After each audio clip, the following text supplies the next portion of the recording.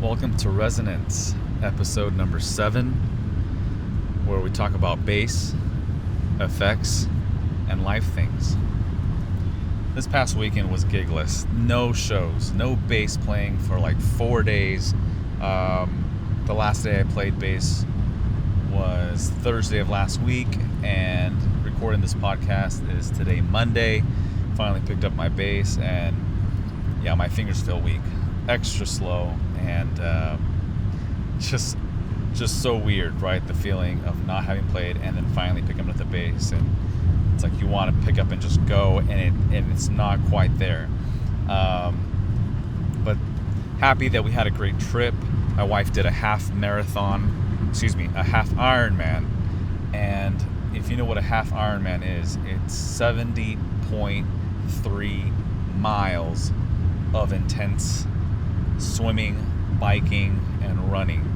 And just so proud of her, the fact that she did this for the first time, completed it, trained hard, and I think, man, if she were to pick up the bass with equal amount of focus and training and effort, she would blow me out of the water. I think if we all had the work ethic of these type of athletes, right, these triathletes that, again, compete in triathlons, whether it's a half Ironman or not quite as extensive or as rigorous and long of a race, results would definitely be happening. I think I'm going to be pushing myself to practice a little more intentional practicing, whether it's chords, scales, bass lines, groove, developing melodies, etc. Whatever it is I'm going to be practicing or focusing on, I'm going to keep my wife in mind, the fact that she did this Ironman and pushed past her usual thresholds of routine, right, or working out. So let's just say if I used to practice 10 minutes at a time here and there, let's practice 15 minutes or a minute more, right? Let's practice 11 minutes. Whatever that threshold is, I'm going to try to add just a little bit extra. It doesn't have to be twice as much, it doesn't have to be 3 times as much, but whatever that threshold for tolerance, right? Pain, practice, routine, whatever it is. Let's just say, this one's gonna hit, right? I'm used to recording tracks for my albums that are about 2.5 minutes long. What if I push that to another 5 seconds or 10? Wow. Would that make or break me? Would that feel super awkward? Would hitting the 3-minute mark be a unrealistic expectation or an uncomfortable goal to reach and strive for? Again, granted, my music is not made, I don't make it with the idea that I'm trying to create epics and trying to make these crazy long type of pieces that are very progressive and, again, long drawn out. Not that anything past 3 minutes is boring or anything, but for me, I'm just trying to cram in as much creativity and newness into an album form as possible, with the idea that our attention is harder to grasp now in this day and age than ever, right? We're in 2025. We scroll at the speed of light, and our attention is harder to maintain than ever. So with that in mind, definitely still want to keep my tracks short, and hopefully, getting to the point quickly enough, improvising, not too long drawn, but enough to have some fun and create variety for the listener and for myself, right? That ultimately I want to have a good time recording and producing music that is not feeling like I'm beating a dead horse, like I've been cycling through these changes for all too long before the next track or album hits. So yes, Ironman. Wow. How many of you have ever done a crazy amount of practicing or gigging 2-3 nights in a row or 4, and your body takes a toll, right? It's just, you definitely feel way more worked than your usual pace. I know that I've done 3-4 nights in a row of 3-hour gigs each night, and yeah, the fingers definitely feel it. I think there's a moment in there where you're like, yeah, I'm feeling good and resilient, and then towards the end you can be like, okay, maybe I'm burning out just a little bit, and maybe this is maybe just the me thing, depending on where the gig is. If you've ever been on the road for several hours driving and you don't switch which hand is on the steering wheel, you grip it too tightly for too long, don't stretch your hands enough while on the road, you definitely get to a gig, or at least I do, and then you're all the more stiff, right? It's like more warming up is required if there's time, right? Depending on how much time is available to set up, sound check, if anything, and then bam, hit the actual downbeat. So I don't know, I feel like with Ironman triathlon athletes, they are definitely people who are very methodical. They definitely premeditate so much of their training, but also what they're going to do on the actual day of a race, right? The actual day of a performance. It was crazy to see my wife be so meticulous about all her, electrolyte snack packs, or whatever they're called, right? Just, making sure everything was accounted for every hour or 30 minutes that she would intake a new supplement, right? To keep that energy available and flowing for an extended amount of time, right? Extended amount of physical strain and fatigue. So I think if musicians were to be a little bit more methodical, again, and maybe some of you are, maybe it's just me that I feel like as I'm getting older, I want to be more intentional with how I treat my body, but also the music, right? How do I space it out? How do I maintain it engaging for myself, first of all, and then those that will be listening? How do I do justice to the band that I'm agreeing to play with any given night?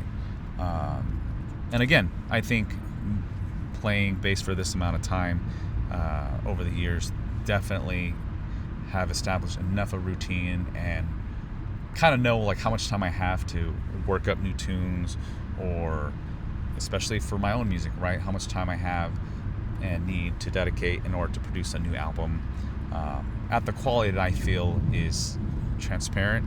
It's flavor of the month, so to speak, because one album a month is generally my workflow and threshold for releasing music.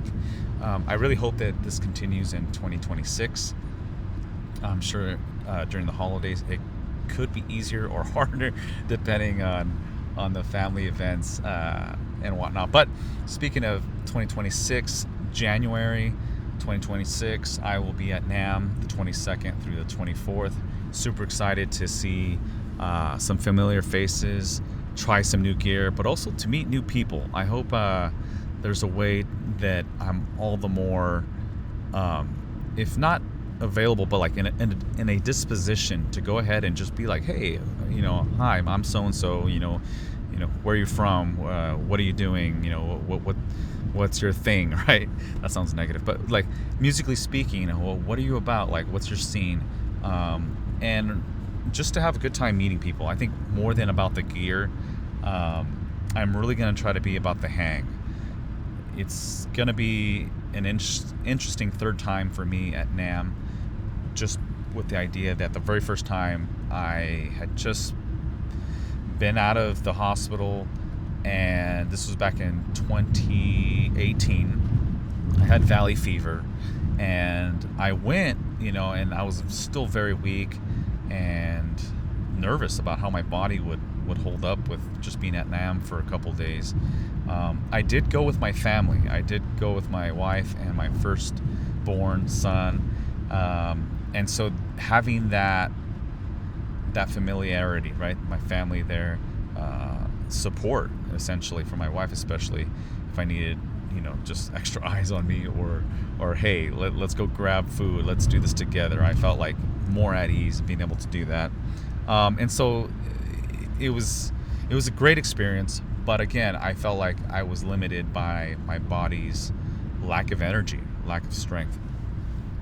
Then I went a second time in 2020, and that was like just a wham bam, let's go in for a few hours, and then punch out. Right? It was like a whole thing where I went with my family to Anaheim, but I they dropped me off at NAMM because I was later going to be picked up by them to then go to another gig in the area, which was a great time. Played with the rock violinist Patrick Contreras, and so that was like the real, I guess, reason why I even went a second time. I really wasn't planning on going to NAMM that year in 2020, but with the gig being in the area, it was just like, why not go hang with a couple of the bandmates at NAMM for a few hours before the actual show.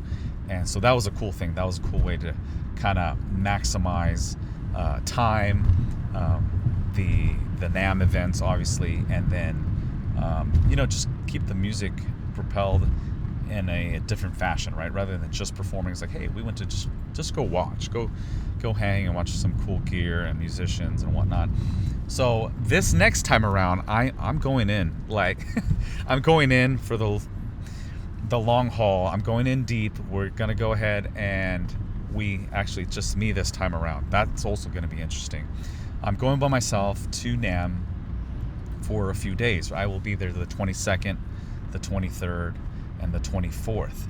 So that is quite an extensive stay for me. I've never done that.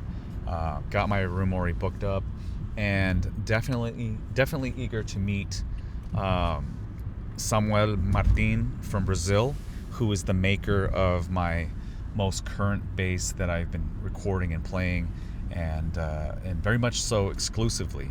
So he's obviously a great luthier, and I can't wait to meet him, as well as Pablo, and just kind of like, reminisce on the year's events, how it's been with the bass, and check out their new gear, right? Check out the new axes that they've created and are promoting and showcasing at NAMM. So it's a very cool thing to meet new people, but also like connect with those that have made it possible for you to go ahead and acquire such beautiful instruments, right? This S. Martin single cut, hollow body, short scale 32, 7.5 pound bass has been such a joy. And every time I see it or pick it up, it's humbling to think, wow, like my bass journey, my musical journey on the bass has definitely shifted over the years, and it's quite apparent just by looking and holding the instrument.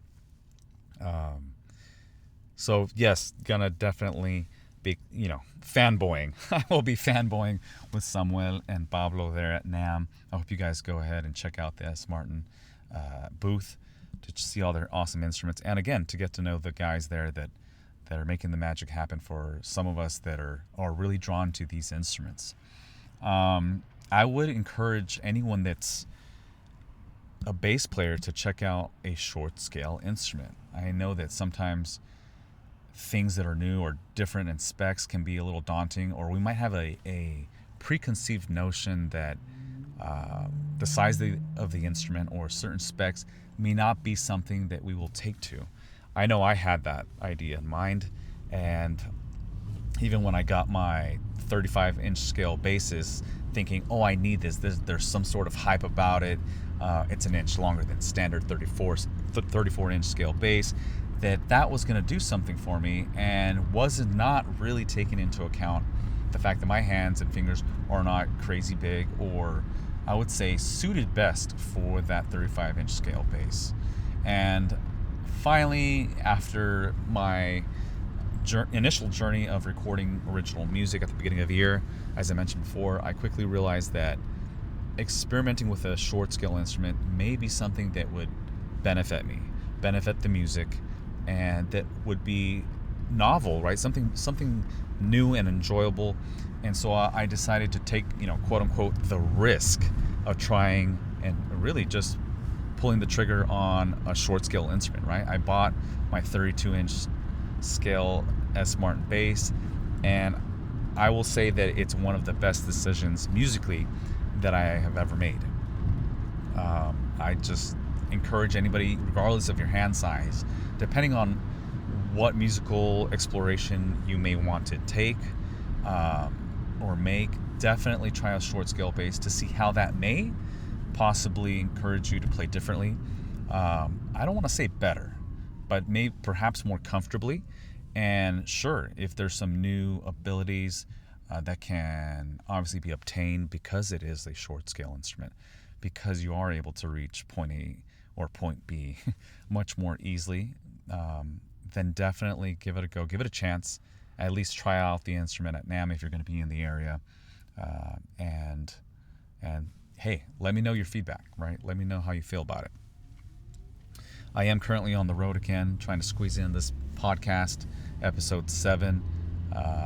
Super excited at the fact that I'm back in town after being out of town for a few days. And definitely want to pick up my instrument tonight. If not record, at least, do some shedding, do some reps, right? Trying to get my fingers back into shape. Because I don't know about you, but 3 to 4 days of not playing your instrument, or specifically bass, my calluses definitely feel less strong. My fingers definitely feel less capable, as if I only missed 1 or 2 days of not playing the bass. I definitely want to encourage anyone that's going to NAMM to check out other musicians, right, other than just bass players. I know that many times I get inspired to pick up my instrument after hearing a piano solo or a guitarist, or even just a great band in general with vocals, and you're like, man, I'm not even specifically listening to the bass player, but it definitely makes me want to pick up my instrument and, if not produce similar energy, at least, hey, whatever it is that I'm feeling at the moment, or whatever I feel I can generate at the time. I think creativity is something that I talked about last podcast episode, and that I really think it's everything, right? If you're creative, if you are doing something new, regardless of judgment or concern of judgment, then you are in a great place. You're setting yourself up for success, at least in the department of happiness, right? You could be completely and utterly happy creating, and sure, maybe the product is lacking at the end. Maybe it needs more work to be presentable.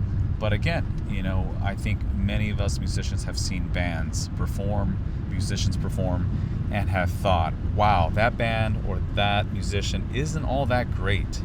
But they are performing, they're having a blast, they're getting hired, and they're getting traction from the audience. They're getting the bookings, right? They are getting hired. And so, I'm not here to exactly speak negatively about any given band or music scene, right? Or venue for hiring this or that group. But I believe that many of us are quite aware and definitely analyze groups within our radius of performing, right? In our hometowns or wherever you end up performing.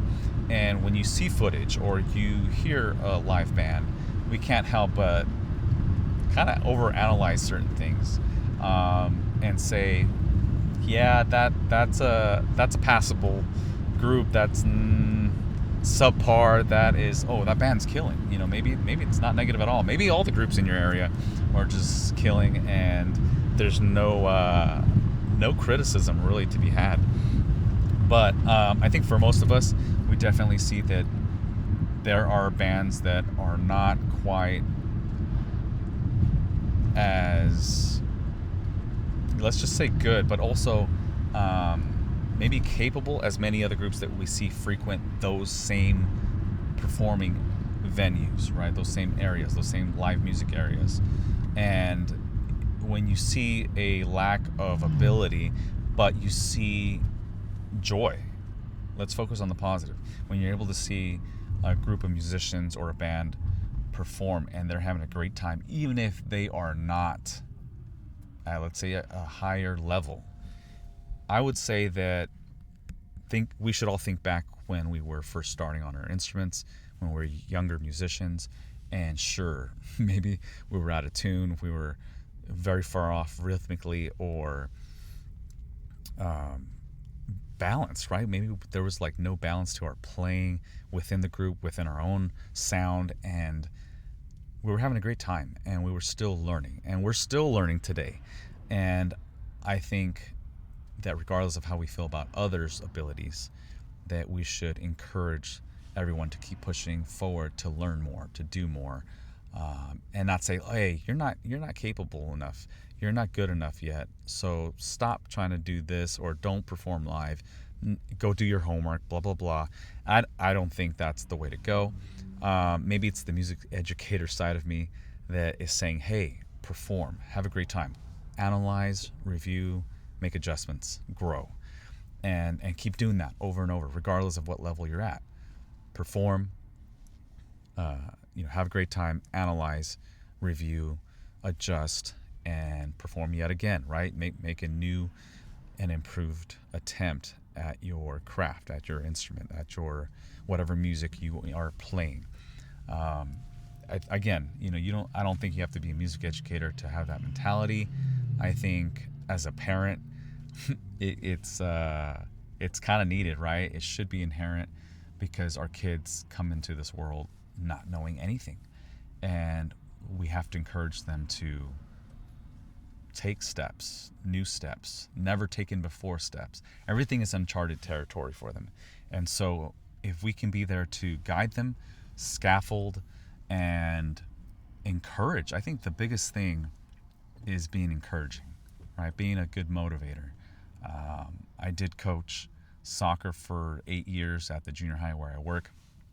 And when I took on the boys soccer team my very first year, I asked the previous coach, what recommendations or what kind of advice do you have for me, and to be successful or whatever. And he said, the biggest thing is for you to be a good motivator. And I was like, I wasn't expecting that, but it makes total sense. It makes total sense. You can have a team with all the skills, all the capability, maybe even experience, but any given game, maybe all they really need is a good motivator to push them in the right direction or in the correct manner, the best tone. Being a good motivator can mean that wherever you're placing your players on the field, that they feel validated, right? This position that you're playing is important. The task that you have at hand, it is meaningful, and it is important, and the rest of the team needs you there. They need you to perform to the best of your ability there, regardless of the score, regardless of your skill set, right? Do your best, because we can only ask someone to do what they can, right? We can't ask somebody to do more than what they're capable of. And so being a good motivator, I feel like that is, I want to say that I adopted that well. We did win 6 championships in a row. And again, it was more about the chemistry and the positive atmosphere more than, hey, the drills, the specific game plan, the specific player in a specific position, right? I really feel that I was able to maintain that to heart, because I will say that I was not the greatest soccer coach. I have never thought that. I do not think that now. I was super blessed to have had such a great run, but at the end of the day, I can say that I did my best to motivate my players in a positive manner. And so I want to say the same is true with music, with parenting. We got to be good motivators. It's hard to get results when somebody's maybe quote unquote encouraging us in a negative manner.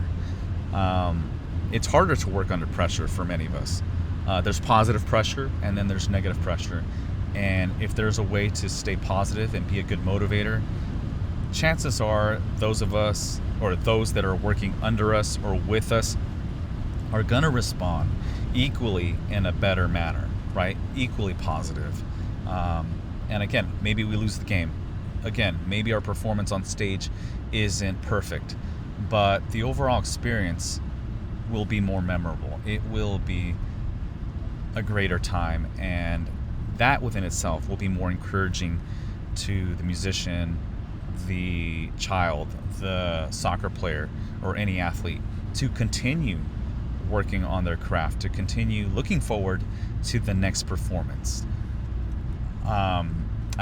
I know that there was like an interview question that I had one time that asked, why do you keep playing music? You know, what's the best part about playing music? And I said, my response was, the best thing about playing music is looking forward to the next show, because no matter how much the current performance was a great time, or how well it went, how memorable it was, it's over at some point, and now what? I'm looking forward to the next performance. I'm anticipating the next great time. And so with that also comes the fact that every performance is different. Something new will be had. Whether we're playing the same tunes or not, chances are there's going to be something just a little different. It could be just the atmosphere. And being able to take that into account and looking forward to that, right? Anticipating it and having some sort of positive demeanor going into it, definitely going to be more about this skill, right? This bass playing, the bands that I play with, the fact that I'm a musician. It's going to make me want to continue being a musician, a bassist. And I want to say that sometimes you can get caught up in your own head, right? Life happens, there's stressors, there's things that come up, and you carry that with you sometimes to a gig, on stage. And if you can go ahead and not just set it aside to like ignore it, but keep things into perspective, right? The big picture in mind. At the moment, you're here, make the best of it. You're a musician, you're capable, you deserve to be here. Validate yourself, right? Validate the fact that you can have a good time with some adjustments that you might need to make mentally, some adjustments maybe in the way you approach people or see people, right? Again, it's still a mental thing, but I know that I've had those type of moments where it's been a long day. There's definitely baggage on the shoulders, but go onto that stage and realize that it's a blessing to play music. It's a blessing to go ahead and connect with people through music, and that there's people that want to be musicians. They want to play the bass. They want to play an instrument at a certain level. And guess what? You've worked this hard to get here, and don't take it for granted, right? Health comes and goes, and we could be here today, gone tomorrow. And so I just want to say that, again, gratitude. I know Thanksgiving was weeks ago, but I think gratitude should be something that we should have daily. And any opportunity that we have to play music, it's definitely something that, again, it's quite the unique thing in this world that's worth exploring, worth working on, and sharing. Again, this is episode 7. Thank you for tuning in, listening, and I hope you guys have a great day.